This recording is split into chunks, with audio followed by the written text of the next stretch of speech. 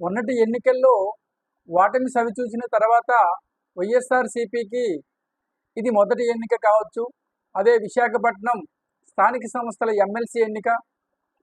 గతంలో విశాఖపట్నం ఎమ్మెల్సీగా ఉన్న వంశీకృష్ణ యాదవ్ గారు రాజీనామా చేయడంతో ఆయన అనర్హతకు గురి కావడంతో ఆ ఎమ్మెల్సీ స్థానం ఖాళీగా ఉంది.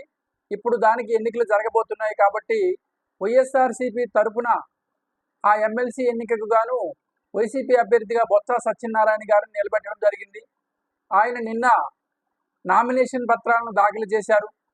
ఈ రోజు నామినేషన్కి చివరి రోజు కావడంతో టీడీపీ పార్టీ తమ పార్టీ తరపున అభ్యర్థిని నిలబెడుతుందా లేదా అని ఒకంత సందిగ్ధంలో అందరూ ఎదురు చూశారు.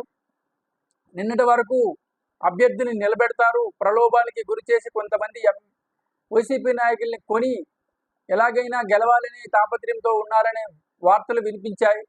కానీ తాజాగా కొంతమంది నాయకుల కోరిక మేరకు మనము నిలబడి ఓడిపోయినట్లయితే అభాసుపాలైపోతాము, అదీ కాక బలం లేని చోట నిలబడి మనము ప్రలోభాలకి గురి చేస్తున్నట్లు ప్రజలకు తెలిస్తే మరింత ఇదవుతాము, ప్రజల దగ్గర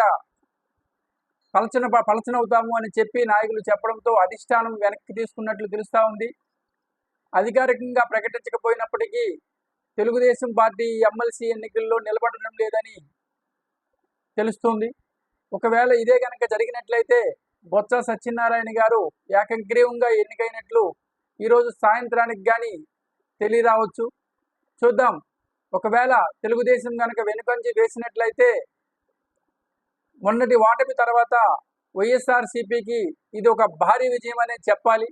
చూద్దాం ఏం జరుగుతుందో. లైక్ చేయండి, షేర్ చేయండి, సబ్స్క్రైబ్ చేసుకోండి. Thank you.